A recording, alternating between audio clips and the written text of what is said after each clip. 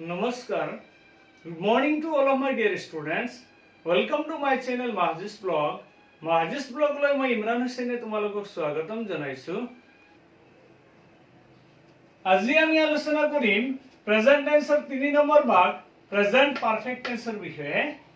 কোনো এটা কাম এইমাত্ৰ শেষ হৈছে বা আগতে শেষ হৈছে কিন্তু তাৰ ফল বা প্ৰভাৱ এতিয়াও আছে এনে অৰ্থ বুজালে তাক প্ৰেজেন্ট পাৰফেক্ট টেন্স বোলা হয়। অৰ্থাৎ কোনো এটা কাম এইমাত্ৰ শেষ হৈছে বা অলপ আগত শেষ হৈছে কিন্তু তাৰ ফল বা প্ৰভাৱ এতিয়াও আছে এনেকুৱা অৰ্থ বুজালে তাক আমি কি বুলি কওঁ প্ৰেজেন্ট পাৰফেক্ট টেন্স বুলি কওঁ।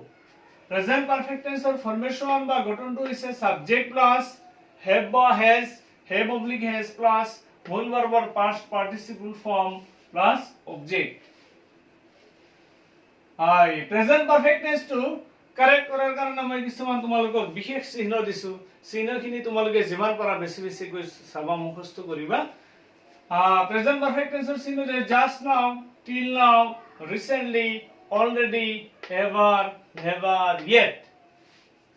Example number 1, my father has built the house. মোৰ দেউতাই ঘৰখন বনাই আছে। অৰ্থাৎ কোনো এটা কাম এইমাত্ৰ শেষ হৈছে বা আগতে শেষ হৈছে কিন্তু তাৰ ফল বা প্ৰভাৱ এতিয়াও আছে।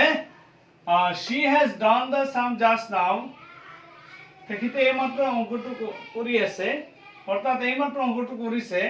সেইকাৰণে কোনো এটা কাম এইমাত্ৰ শেষ হৈছে বা আগতে শেষ হৈছে কিন্তু তাৰ ফল বা প্ৰভাৱ এতিয়াও আছে এনে অৰ্থ বুজালে তাক কি বুলি কোৱা হয় প্ৰেজেন্ট পাৰফেক্ট টেন্স বুলি কোৱা হয়।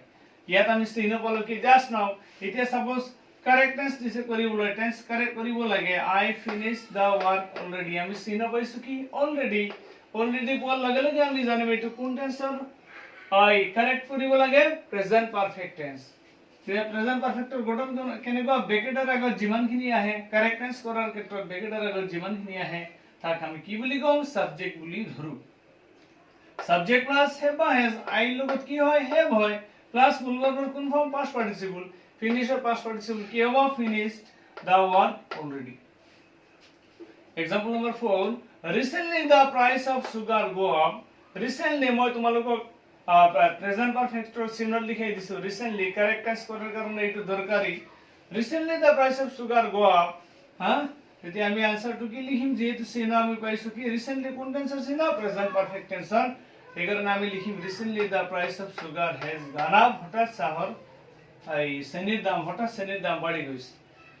সো আজি তোমালোকক মই প্ৰেজেন্ট পাৰফেক্ট টেন্সৰ বিষয়ে ক'লো। নেক্সট ভিডিঅ'ত মই তোমালোকক প্ৰেজেন্ট পাৰফেক্ট কন্টিনিউয়াছৰ বিষয়ে সম্পূৰ্ণ বিৱৰণী দিম। আজিলৈ ইমানেই। ধন্যবাদ।